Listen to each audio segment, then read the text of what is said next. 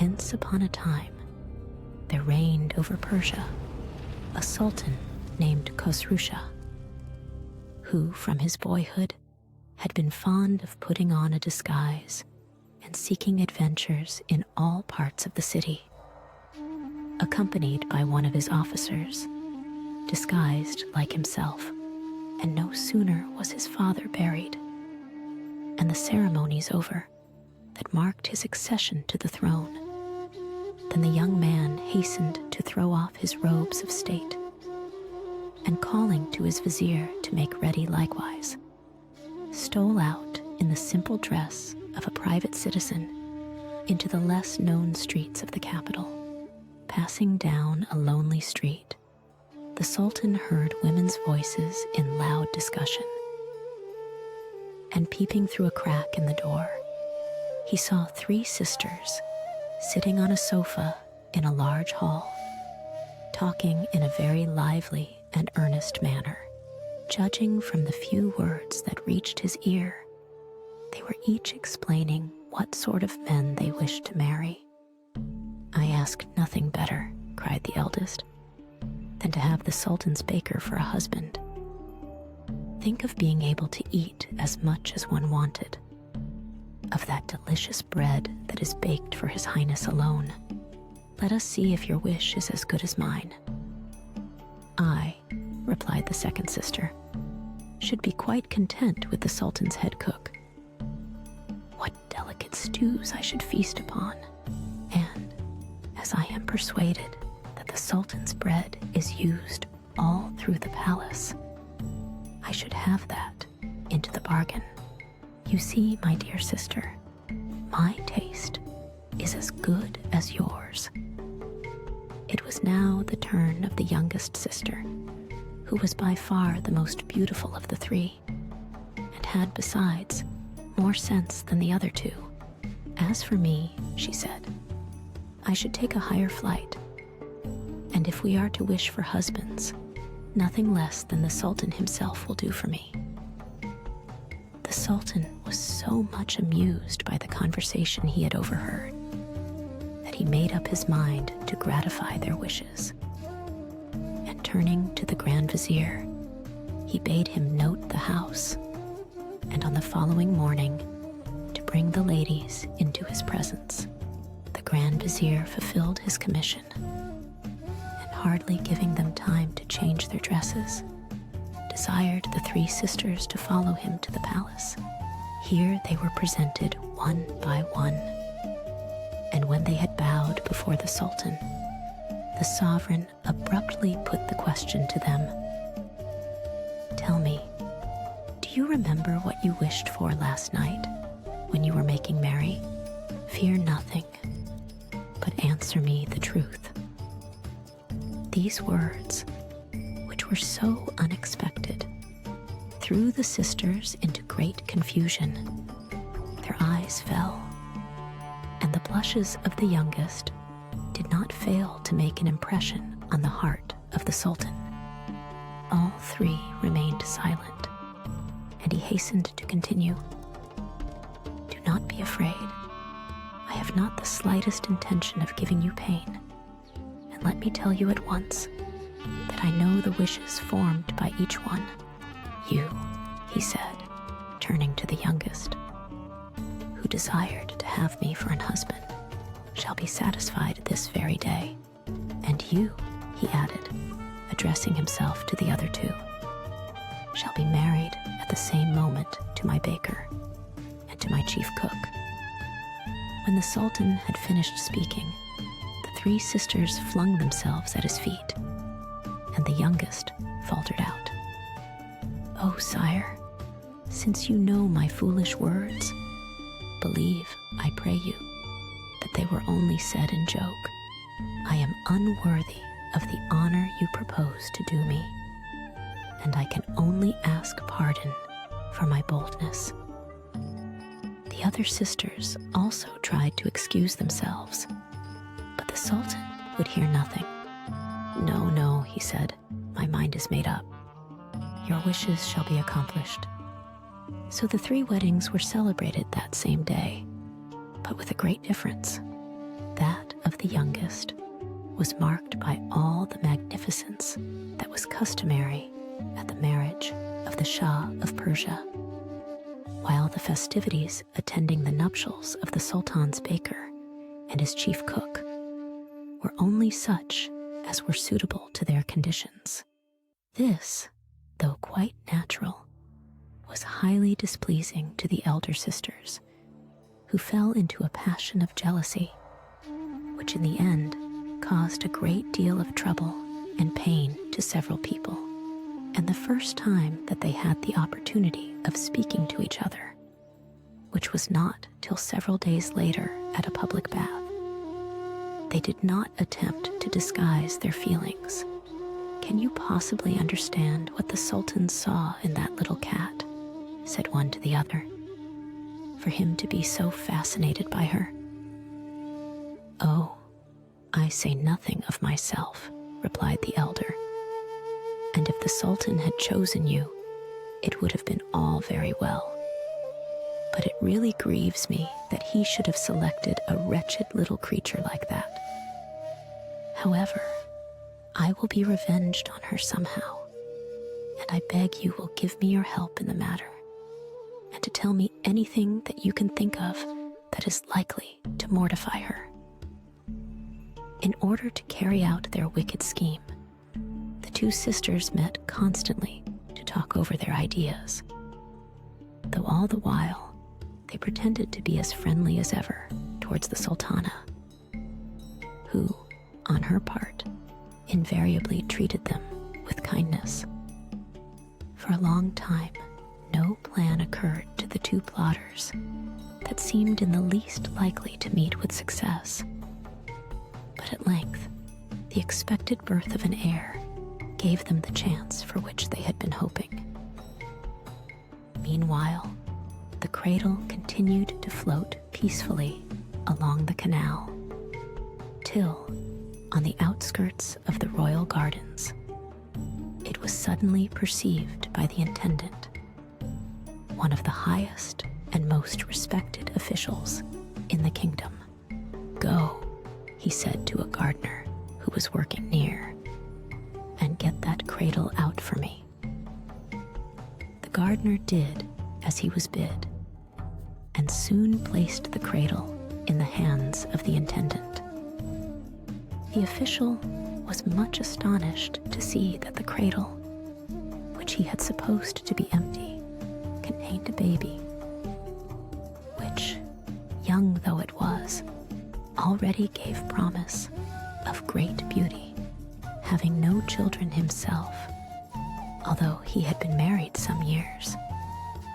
It at once occurred to him that here was a child which he could take and bring up as his own, and bidding the man pick up the cradle and follow him, he turned towards home.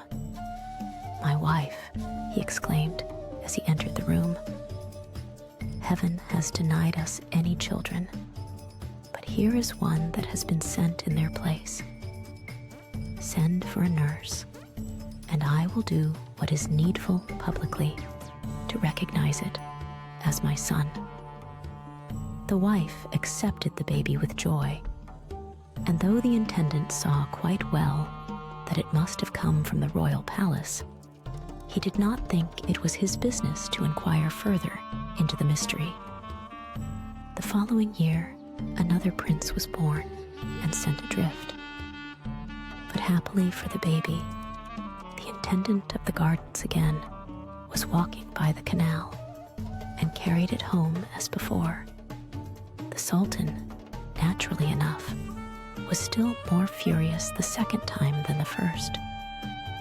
But when the same curious accident was repeated in the third year, he could control himself no longer, and, to the great joy of the jealous sisters, commanded that the Sultana should be executed.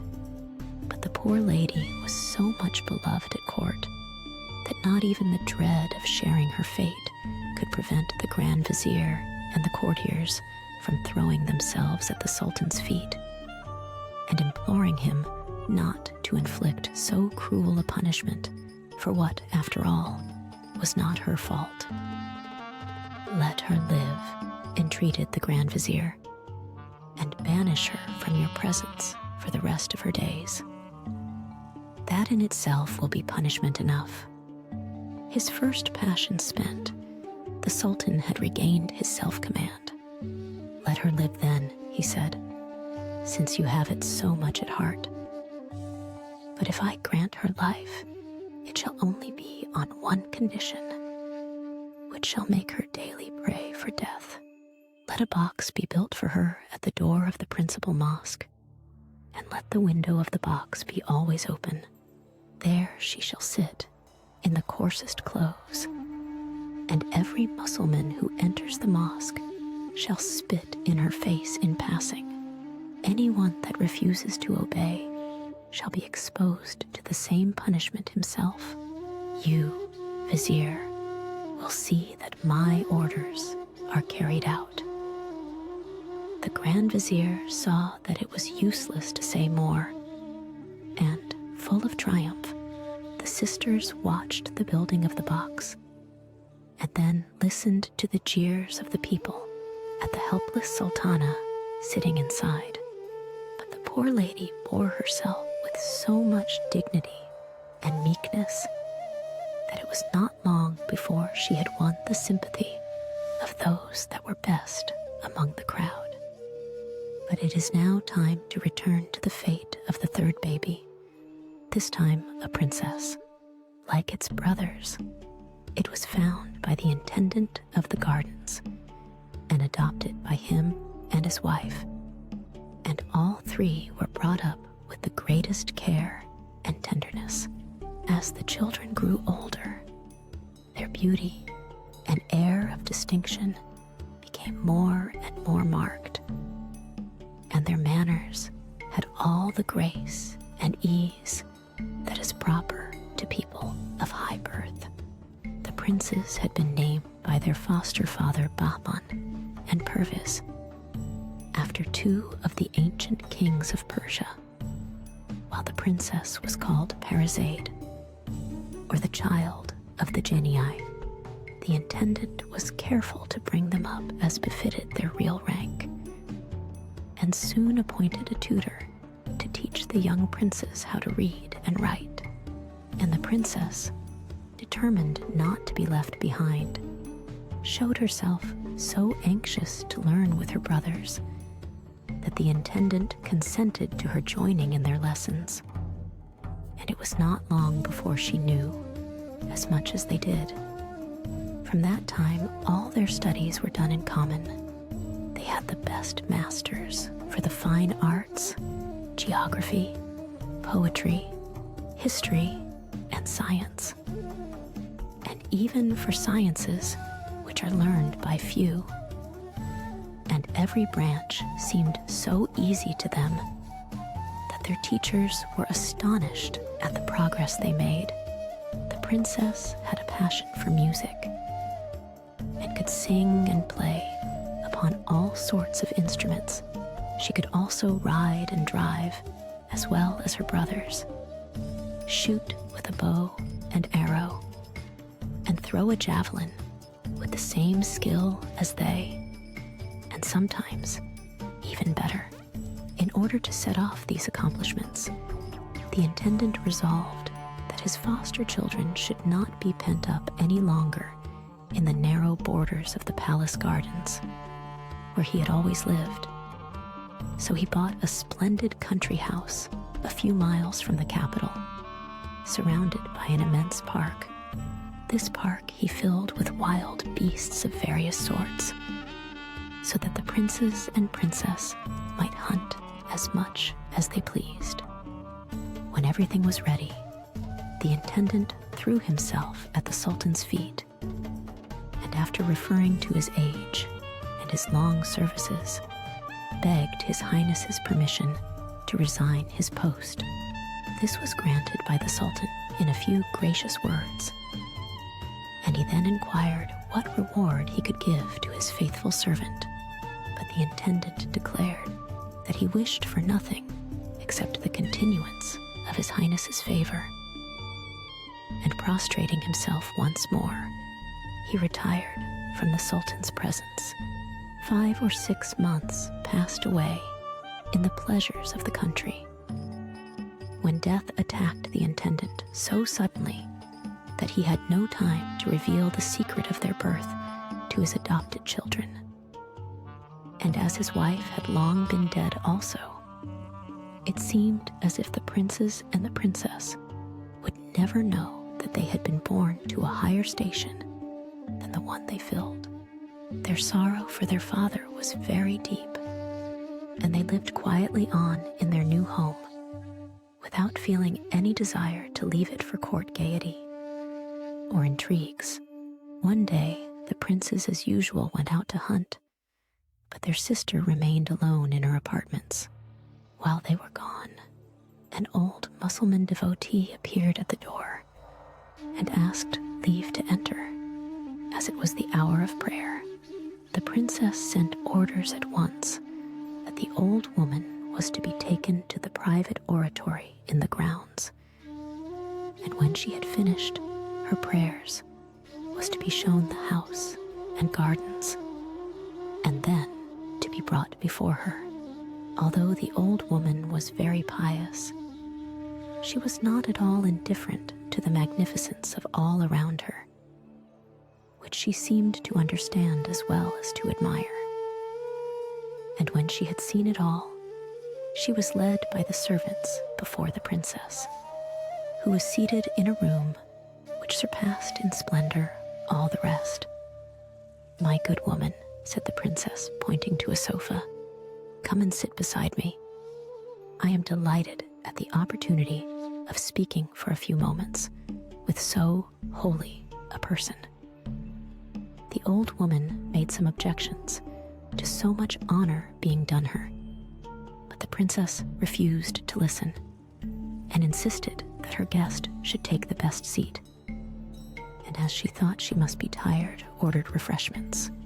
While the old woman was eating, the princess put several questions to her as to her mode of life and the pious exercises she practiced, and then inquired what she thought of the house now that she had seen it.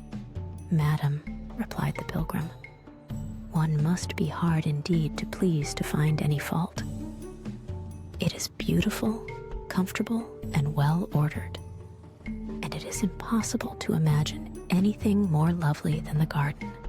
But since you ask me, I must confess that it lacks 3 things to make it absolutely perfect."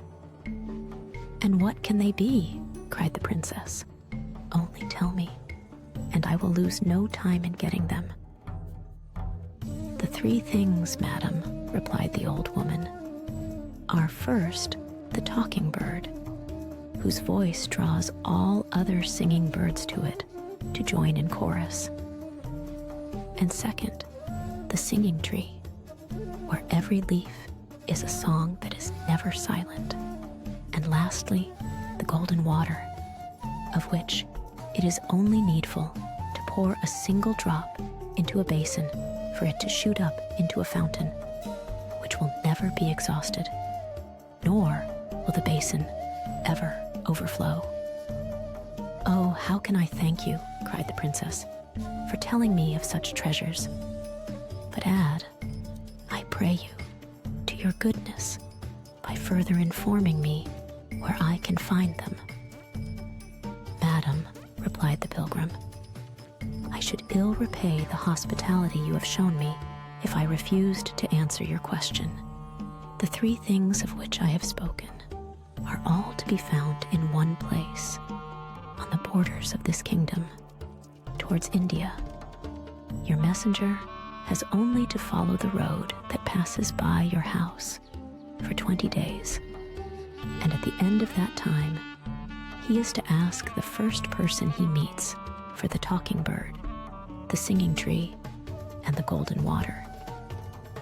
She then rose, and bidding farewell to the princess, went her way. The old woman had taken her departure so abruptly that the Princess Parizade did not perceive, till she was really gone, that but the directions were hardly clear enough to enable the search to be successful, and she was still thinking of the subject, and how delightful it would be to possess such rarities, when the princes, her brothers, returned from the chase. "What is the matter, my sister?" asked Prince Bahman. "Why are you so grave? Are you ill? Or has anything happened?" Princess Parizade did not answer directly, but at length she raised her eyes and replied that there was nothing wrong. "But there must be something," persisted Prince Bahman. "For you to have changed so much during the short time we have been absent. Hide nothing from us, I beseech you, unless you wish us to believe that the confidence we have always had in one another is now to cease." "When I said that it was nothing," said the princess, moved by his words, "I meant that it was nothing that affected you, although I admit that it is certainly of some importance to me. Like myself, you have always thought this house that our father built for us was perfect in every respect. But only today I have learned that 3 things are still lacking to complete it.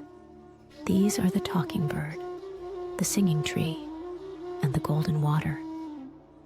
After explaining the peculiar qualities of each, the princess continued, "It was a Mussulman devotee who told me all this, and where they might all be found.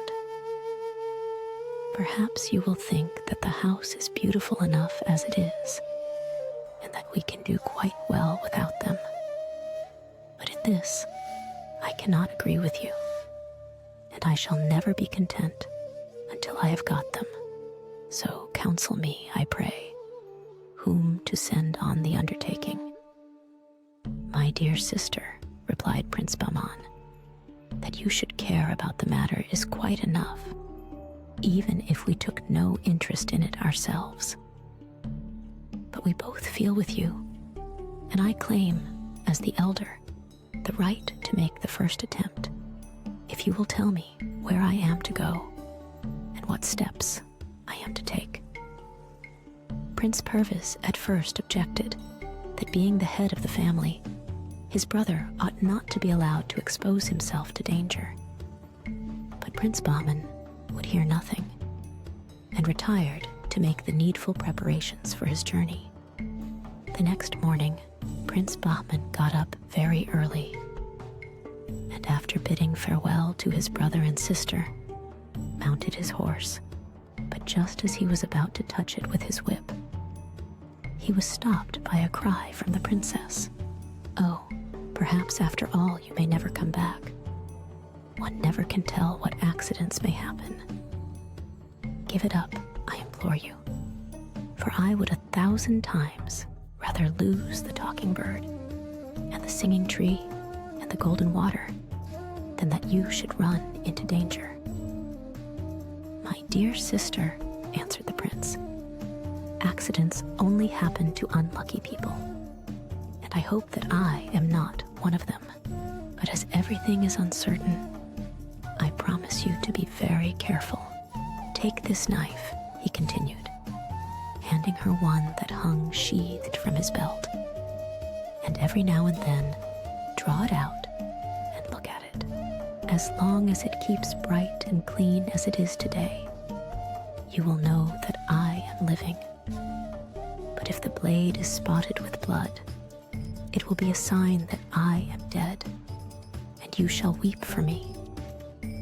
So saying, Prince Bahman bade them farewell once more, and started on the high road, well mounted and fully armed.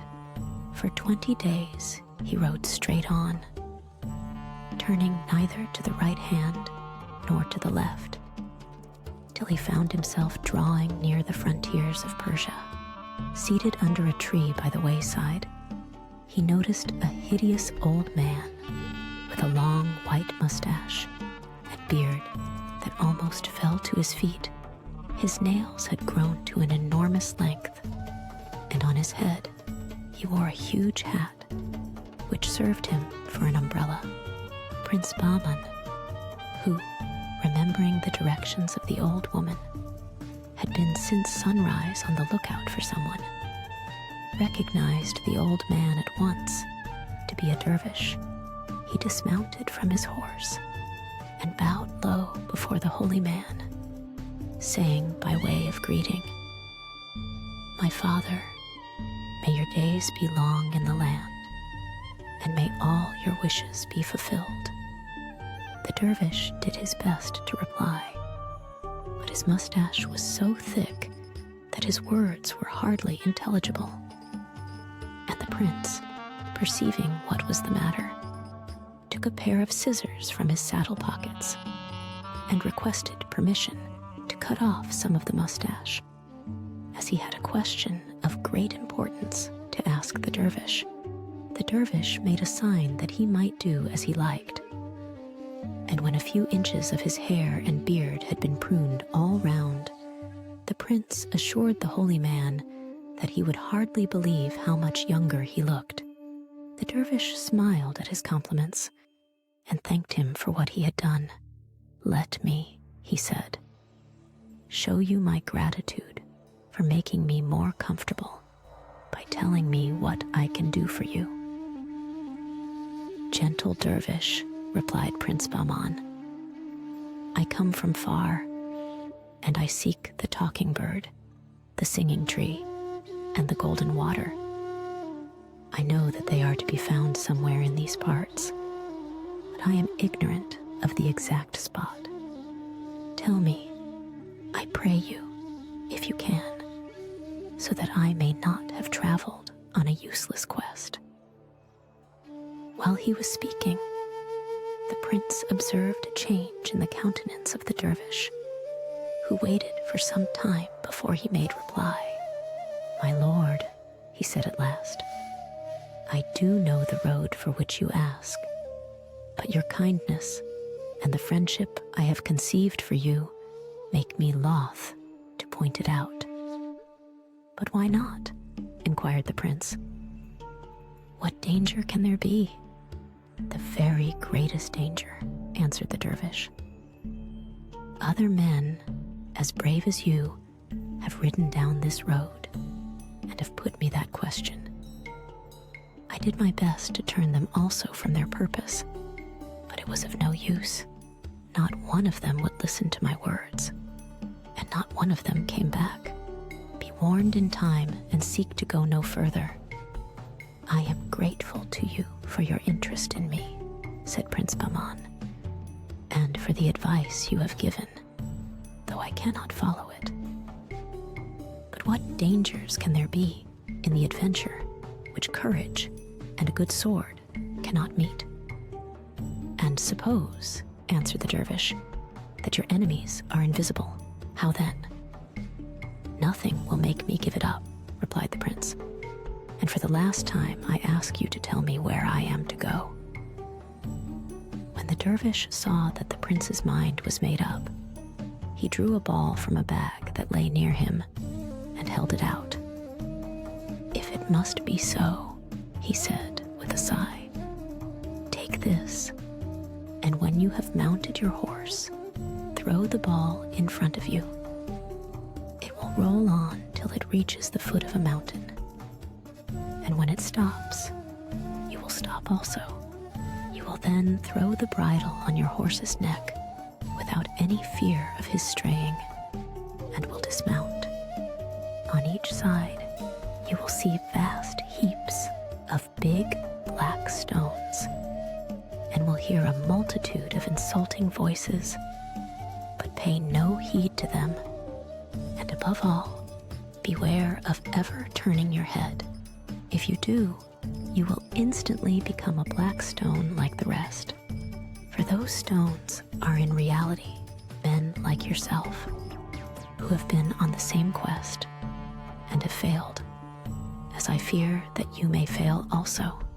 If you manage to avoid this pitfall and to reach the top of the mountain, you will find there the talking bird in a splendid cage, and you can ask of him where you are to seek the singing tree and the golden water.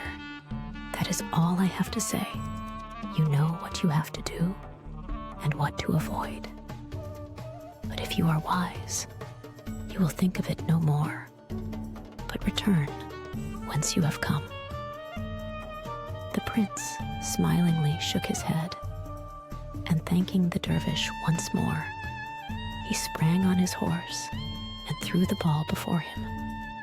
The ball rolled along the road so fast that Prince Bahman had much difficulty in keeping up with it, and it never relaxed its speed till the foot of the mountain was reached. Then it came to a sudden halt, and the prince at once got down and flung the bridle on his horse's neck. He paused for a moment and looked round him at the masses of black stones with which the sides of the mountain were covered, and then began resolutely to ascend. He had hardly gone 4 steps when he heard the sound of voices around him, although not another creature was in sight. "Who is this imbecile?" cried some. "Stop him at once." "Kill him," shrieked others. "Help! Robbers! Murderers! Help! Help!" "Oh, let him alone," sneered another. And this was the most trying of all. "He is such a beautiful young man. I am sure the bird in the cage must have been kept for him." At first, the prince took no heed to all this clamor, but continued to press forward on his way. Unfortunately, this conduct, instead of silencing the voices, only seemed to irritate them the more, and they arose with redoubled fury, in front as well as behind. After some time he grew bewildered. His knees began to tremble, and finding himself in the act of falling, he forgot altogether the advice of the dervish. He turned to fly down the mountain, and in one moment became a black stone. As may be imagined, Prince Perviz and his sister were all this time in the greatest anxiety, and consulted the magic knife, not once, but many times a day. Hitherto, the blade had remained bright and spotless, but on the fatal hour on which Prince Bahman and his horse were changed into black stones, large drops of blood appeared on the surface. "Ah, my beloved brother," cried the princess in horror, throwing the knife from her. "I shall never see you again, and it is I who have killed you. Fool that I was to listen to the voice of that temptress, who probably was not speaking the truth. What are the talking bird and the singing tree to me in comparison with you? Passionately, though I long for them." Prince Perviz's grief at his brother's loss was not less than that of Princess Parizade, but he did not waste his time on useless lamentations. "My sister," he said, "why should you think the old woman was deceiving you about these treasures? And what would have been her object in doing so? No, no. Our brother must have met his death by some accident or want of precaution, and tomorrow I will start on the same quest." Terrified at the thought that she might lose her only remaining brother, the princess entreated him to give up his project, but he remained firm. Before setting out, however, he gave her a chaplet of 100 pearls and said, "When I am absent, tell this over daily for me. But if you should find that the beads stick, so that they will not slip one after the other, you will know that my brother's fate has befallen me. Still, we must hope for better luck." Then he departed, and on the 20th day of his journey, fell in with the dervish on the same spot as Prince Bahman had met him, and began to question him as to the place where the talking bird, the singing tree and the golden water were to be found. As in the case of his brother, the dervish tried to make him give up his project, and even told him that only a few weeks since a young man, bearing a strong resemblance to himself, had passed that way, but had never come back again. "That holy dervish," replied Prince Perviz, "was my elder brother, who is now dead, though how he died, I cannot say." "He is changed into a black stone," answered the dervish, "like all the rest who have gone on the same errand, and you will become one likewise if you are not more careful in following my directions." Then he charged the prince, as he valued his life, to take no heed of the clamor of voices that would pursue him up the mountain, and handing him a ball from the bag, which still seemed to be half full, he sent him on his way. When Prince Perviz reached the foot of the mountain, he jumped from his horse and paused for a moment to recall the instructions the dervish had given him. Then he strode boldly on, but had scarcely gone 5 or 6 paces when he was startled by a man's voice that seemed close to his ear, exclaiming, "Stop, rash fellow, and let me punish your audacity." This outrage entirely put the dervish's advice out of the prince's head. He drew his sword and turned to avenge himself. But almost before he had realized that there was nobody there, he and his horse were 2 black stones. Not a morning had passed since Prince Perviz had ridden away without Princess Parizade telling her beads. And at night, she even hung them round her neck, so that if she woke, she could assure herself at once of her brother's safety. She was in the very act of moving them through her fingers at the moment that the prince fell a victim to his impatience, and her heart sank when the first pearl remained fixed in its place. However, she had long made up her mind what she would do in such a case. And the following morning, the princess, disguised as a man, set out for the mountain. As she had been accustomed to riding from her childhood, she managed to travel as many miles daily as her brothers had done. And it was, as before, on the 20th day that she arrived at the place where the dervish was sitting. "Good dervish," she said politely, "will you allow me to rest by you for a few moments? And perhaps you will be so kind as to tell me if you have ever heard of a talking bird, a singing tree, and some golden water that are to be found somewhere near this?" "Madam," replied the dervish, "for in spite of your manly dress, your voice betrays you. I shall be proud to serve you in any way I can, but may I ask the purpose of your question?" "Good dervish," answered the princess, "I have heard such glowing descriptions of these 3 things that I cannot rest till I possess them." "Madam," said the dervish, "they are far more beautiful than any description.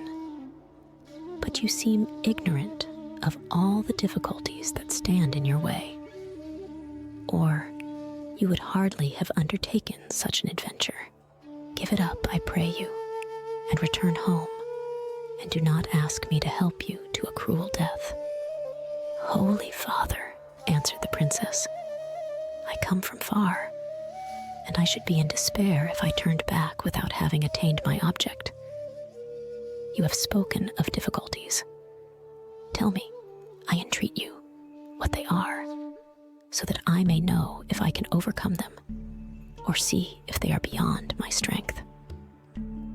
So the dervish repeated his tale, and dwelt more firmly than before on the clamor of the voices, the horrors of the black stones, which were once living men, and the difficulties of climbing the mountain, and pointed out that the chief means of success was never to look behind till you had the cage in your grasp. "As far as I can see," said the princess, "the first thing is not to mind the tumult of the voices that follow you till you reach the cage, and then never to look behind. As to this, I think I have enough self-control to look straight before me. But as it is quite possible that I might be frightened by the voices, as even the boldest men have been, I will stop up my ears with cotton, so that, let them make as much noise as they like, I shall hear nothing." "Madam," cried the dervish, "out of all the number who have asked me the way to the mountain, you are the first who has ever suggested such a means of escaping the danger. It is possible that you may succeed, but all the same, the risk is great." "Good dervish," answered the princess, "I feel in my heart that I shall succeed, and it only remains for me to ask you the way I am to go." Then the dervish said that it was useless to say more, and he gave her the ball, which she flung before her. The first thing the princess did on arriving at the mountain was to stop her ears with cotton, and then, making up her mind which was the best way to go, she began her ascent. In spite of the cotton, some echoes of the voices reached her ears, but not so as to trouble her. Indeed, though they grew louder and more insulting the higher she climbed, the princess only laughed and said to herself that she certainly would not let a few rough words stand between her and the goal. At last, she perceived in the distance the cage and the bird, whose voice joined itself in tones of thunder to those of the rest. "Return, return, never dare to come near me." At the sight of the bird, the princess hastened her steps, and without vexing herself at the noise, which by this time had grown deafening, she walked straight up to the cage, and seizing it, she said, "Now, my bird, I have got you, and I shall take good care that you do not escape." As she spoke, she took the cotton from her ears, for it was needed no longer. "Brave lady," answered the bird, "do not blame me for having joined my voice to those who did their best to preserve my freedom. Although confined in a cage, I was content with my lot. But if I must become a slave, I could not wish for a nobler mistress than one who has shown so much constancy. And from this moment, I swear to serve you faithfully. Some day, you will put me to the proof, for I know who you are better than you do yourself. Meanwhile, tell me what I can do, and I will obey you." "Bird," replied the princess, who was filled with a joy that seemed strange to herself when she thought that the bird had cost her the lives of both her brothers. "Bird, let me first thank you for your goodwill, and then let me ask you where the golden water is to be found."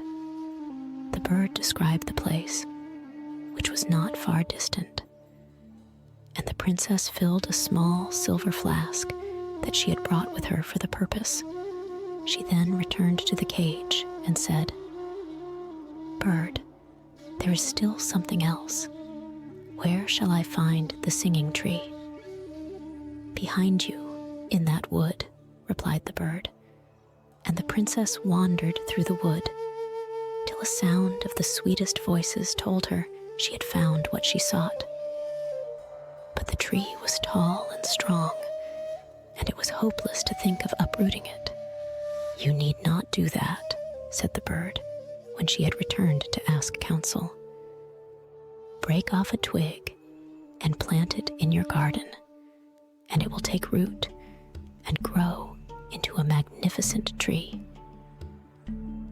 When the Princess Parizade held in her hands the 3 wonders promised her by the old woman, she said to the bird, "All that is not enough. It was owing to you that my brothers became black stones. I cannot tell them from the mass of others, but you must know and point them out to me. I beg you, for I wish to carry them away."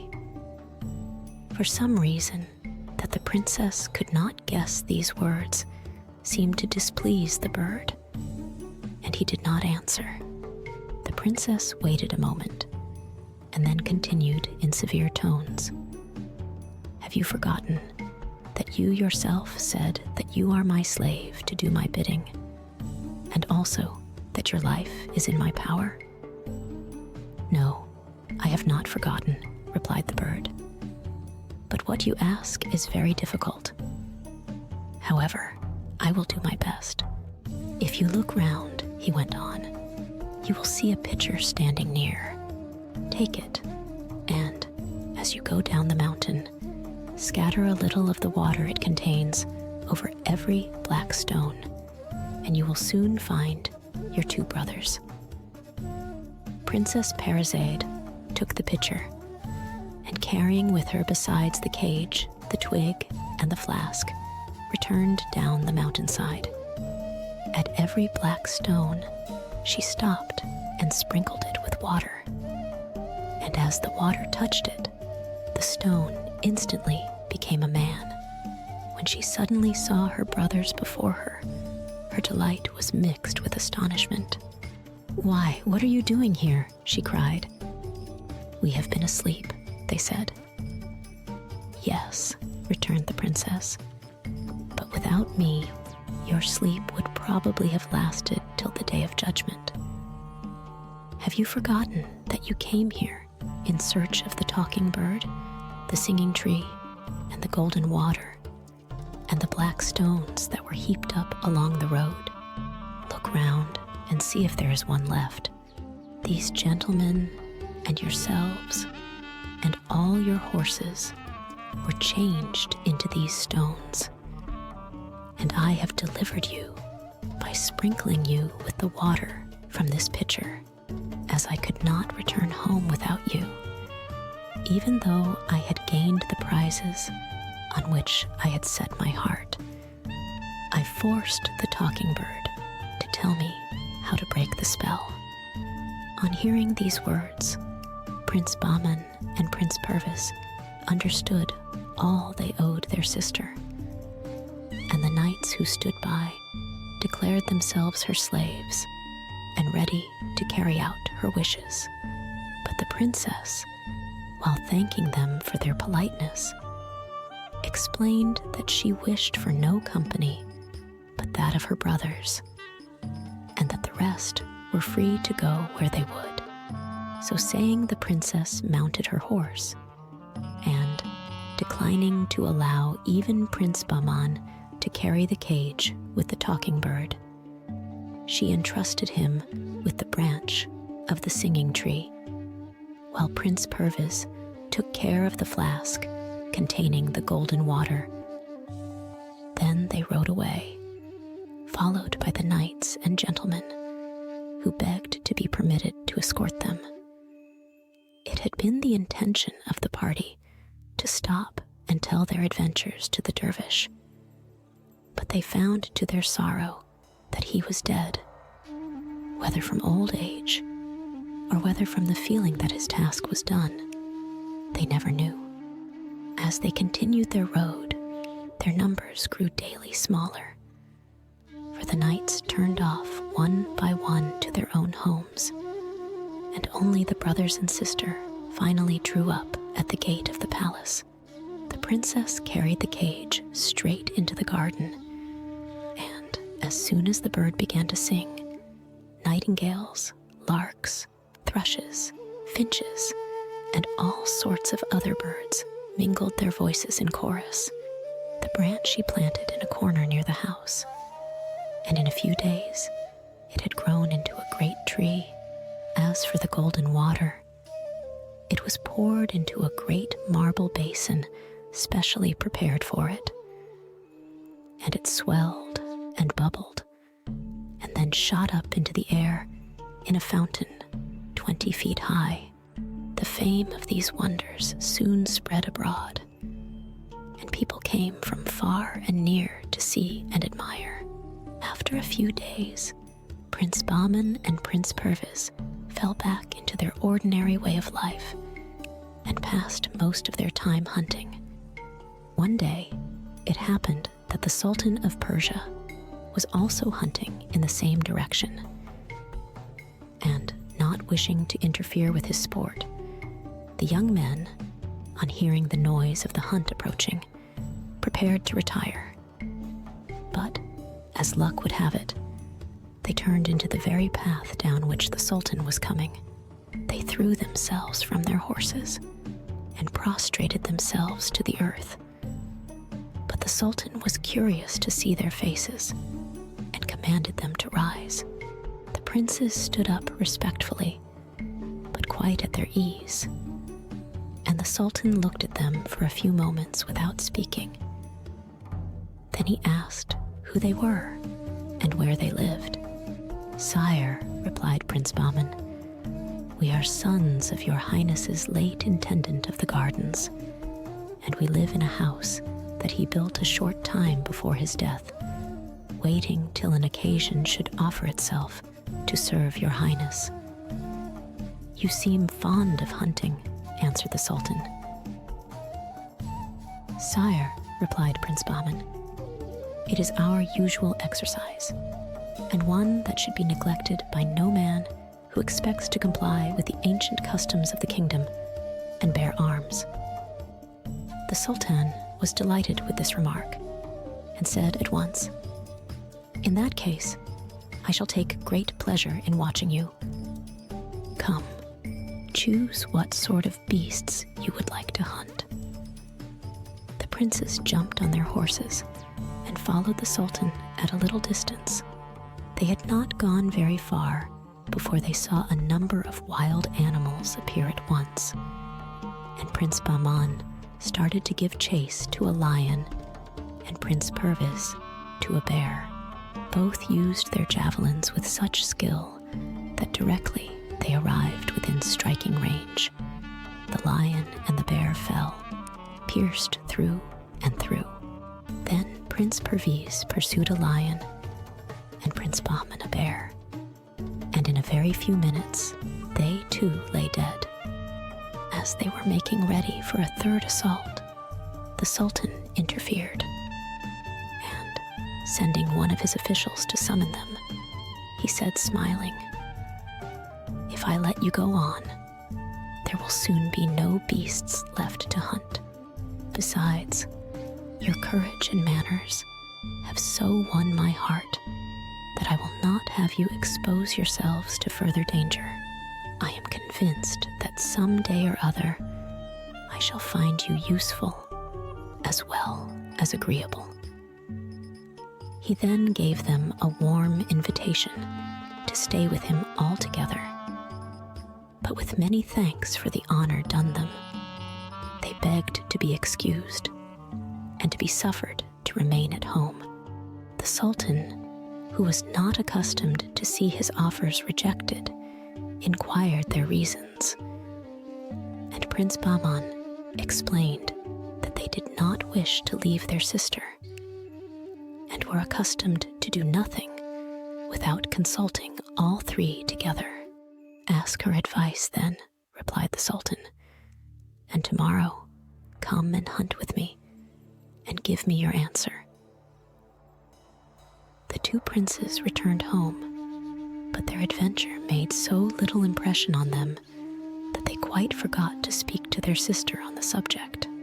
The next morning, when they went to hunt, they met the Sultan in the same place, and he inquired what advice their sister had given. The young men looked at each other and blushed. At last, Prince Bahman said, "Sire, we must throw ourselves on your Highness's mercy. Neither my brother nor myself remembered anything about it." Then, be sure you do not forget today," answered the Sultan, "and bring me back your reply tomorrow." When, however, the same thing happened a second time, they feared that the Sultan might be angry with them for their carelessness, but he took it in good part, and, drawing 3 little golden balls from his purse, he held them out to Prince Bahman, saying, "Put these in your bosom, and you will not forget a third time. For when you remove your girdle tonight, the noise they will make in falling will remind you of my wishes." It all happened as the Sultan had foreseen, and the 2 brothers appeared in their sister's apartments just as she was in the act of stepping into bed, and told their tale. The Princess Parizade was much disturbed at the news and did not conceal her feelings. "Your meeting with the Sultan is very honorable to you," she said, "and will, I dare say, be of service to you, but it places me in a very awkward position. It is on my account, I know, that you have resisted the Sultan's wishes, and I am very grateful to you for it. But kings do not like to have their offers refused, and in time he would bear a grudge against you, which would render me very unhappy. Consult the talking bird, who is wise and far-seeing, and let me hear what he says." So the bird was sent for, and the case laid before him. "The princes must on no account refuse the Sultan's proposal," said he, "and they must even invite him to come and see your house." "But, bird," objected the princess, "you know how dearly we love each other. Will not all this spoil our friendship?" "Not at all," replied the bird. "It will make it all the closer." "Then the Sultan will have to see me," said the princess. The bird answered that it was necessary that he should see her, and everything would turn out for the best. The following morning, when the Sultan inquired if they had spoken to their sister and what advice she had given them, Prince Bahman replied that they were ready to agree to His Highness's wishes, and that their sister had reproved them for their hesitation about the matter. The Sultan received their excuses with great kindness and told them that he was sure they would be equally faithful to him, and kept them by his side for the rest of the day, to the vexation of the Grand Vizier and the rest of the court. When the procession entered in this order the gates of the capital, the eyes of the people who crowded the streets were fixed on the 2 young men, strangers to everyone. "Oh, if only the Sultan had had sons like that," they murmured. "They look so distinguished and are about the same age that his sons would have been." The Sultan commanded that splendid apartments should be prepared for the 2 brothers, and even insisted that they should sit at table with him. During dinner, he led the conversation to various scientific subjects, and also to history, of which he was especially fond. But whatever topic they might be discussing, he found that the views of the young men were always worth listening to. "If they were my own sons," he said to himself, "they could not be better educated." And aloud, he complimented them on their learning and taste for knowledge. At the end of the evening, the princes once more prostrated themselves before the throne and asked leave to return home. And then, encouraged by the gracious words of farewell uttered by the Sultan, Prince Bahman said, "Sire, may we dare to take the liberty of asking whether you would do us and our sister the honor of resting for a few minutes at our house the first time the hunt passes that way." "With the utmost pleasure," replied the Sultan. "And as I am all impatience to see the sister of such accomplished young men, you may expect me the day after tomorrow."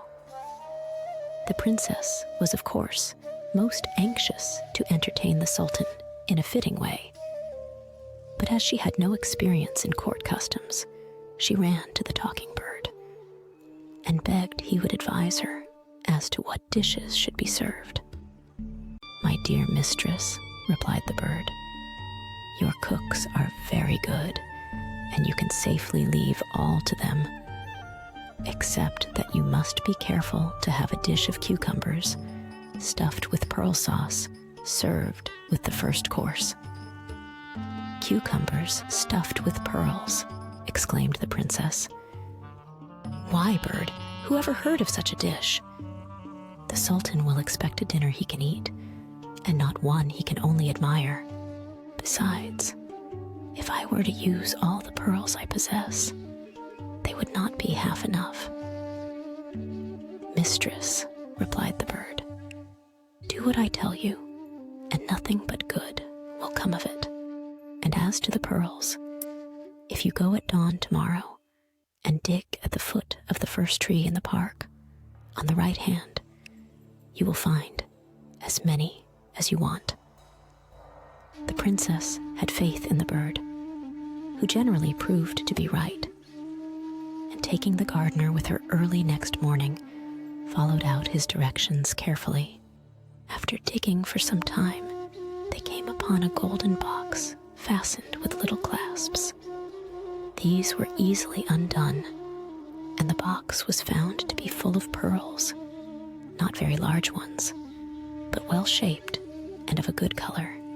So leaving the gardener to fill up the hole he had made under the tree, the princess took up the box and returned to the house.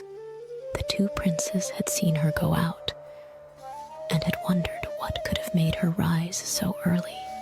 Full of curiosity, they got up and dressed and met their sister as she was returning with the box under her arm. "What have you been doing?" they asked. "And did the gardener come to tell you he had found a treasure?" "On the contrary," replied the princess, "it is I who have found one." And opening the box, she showed her astonished brothers the pearls inside. Then, on the way back to the palace, she told them of her consultation with the bird and the advice it had given her. All three tried to guess the meaning of the singular counsel, but they were forced at last to admit the explanation was beyond them, and they must be content blindly to obey. The first thing the princess did on entering the palace was to send for the head cook and to order the repast for the Sultan. When she had finished, she suddenly added, "Besides the dishes I have mentioned, there is one that you must prepare expressly for the Sultan, and that no one must touch but yourself. It consists of a stuffed cucumber, and the stuffing is to be made of these pearls." The head cook, who had never in all his experience heard of such a dish, stepped back in amazement. "You think I am mad," answered the princess, who perceived what was in his mind. "But I know quite well what I am doing. Go and do your best, and take the pearls with you." The next morning the princes started for the forest, and were soon joined by the Sultan. The hunt began and continued till midday, when the heat became so great that they were obliged to leave off. Then, as arranged, they turned their horses' heads towards the palace, and while Prince Bahman remained by the side of the Sultan, Prince Perviz rode on to warn his sister of their approach. The moment His Highness entered the courtyard, the princess flung herself at his feet, but he bent and raised her, gazed at her for some time, struck with her grace and beauty, and also with the indefinable air of courts that seemed to hang round this country girl.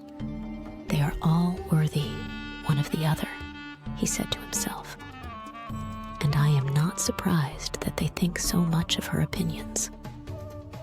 I must know more of them. By this time, the princess had recovered from the first embarrassment of meeting and proceeded to make her speech of welcome. This is only a simple country house, sire, she said, suitable to people like ourselves who live a quiet life. It cannot compare with the great city mansions, much less, of course, with the smallest of the Sultan's palaces. I cannot quite agree with you, he replied. Even the little that I have seen, I admire greatly, and I will reserve my judgment until you have shown me the whole. The princess then led the way from room to room, and the Sultan examined everything carefully. Do you call this a simple country house? He said at last. Why, if every country house was like this, the towns would soon be deserted. I am no longer astonished that you do not wish to leave it. Let us go into the gardens, which I am sure are no less beautiful than the rooms. A small door opened straight into the garden, and the first object that met the Sultan's eyes was the golden water. What lovely colored water, he exclaimed. Where is the spring, and how do you make the fountain rise so high? I do not believe there is anything like it in the world. He went forward to examine it, and when he had satisfied his curiosity, the princess conducted him towards the singing tree. As they drew near, the Sultan was startled by the sound of strange voices, but could see nothing. Where have you hidden your musicians? He asked the princess. Are they up in the air or under the earth? Surely the owners of such charming voices ought not to conceal themselves.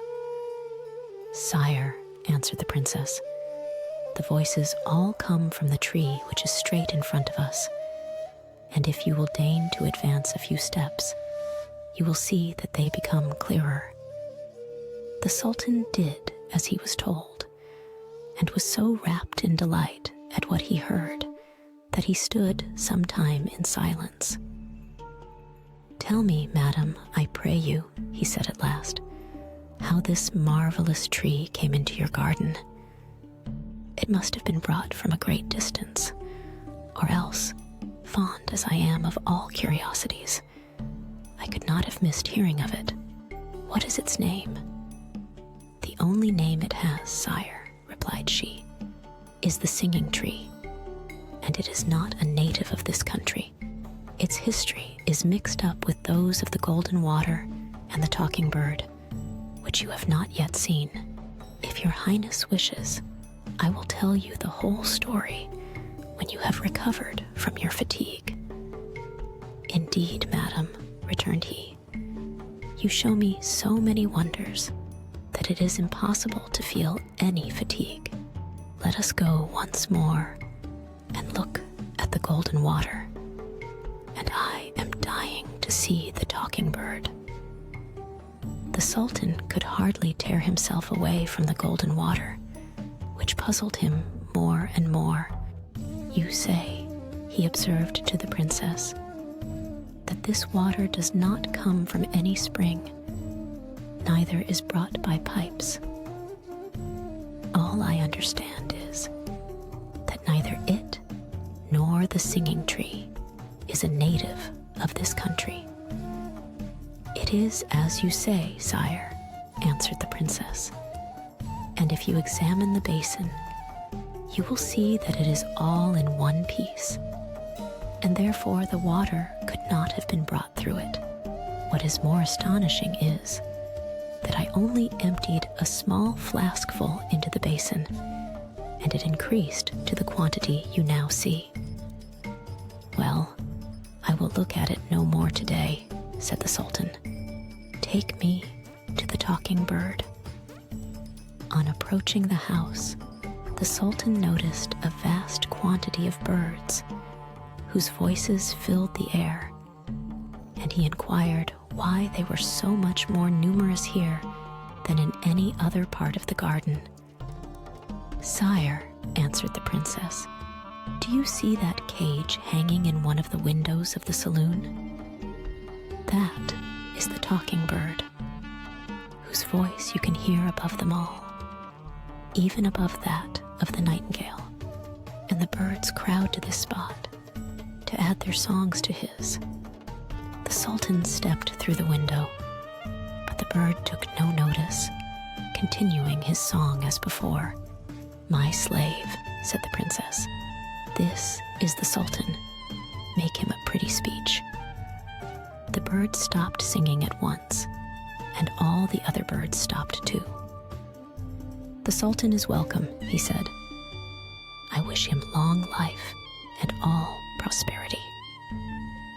"I thank you, good bird," answered the Sultan, seating himself before the repast, which was spread at a table near the window. "And I am enchanted to see in you the Sultan and King of the birds."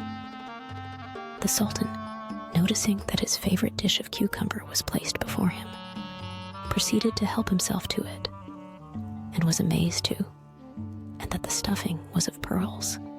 "A novelty indeed," cried he, "but I do not understand the reason of it. One cannot eat pearls."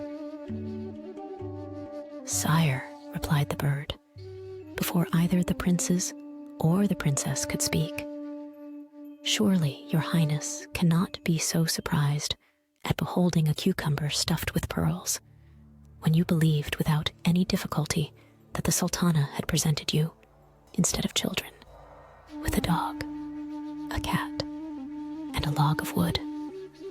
"I believed it," answered the Sultan, "because the women attending on her told me so."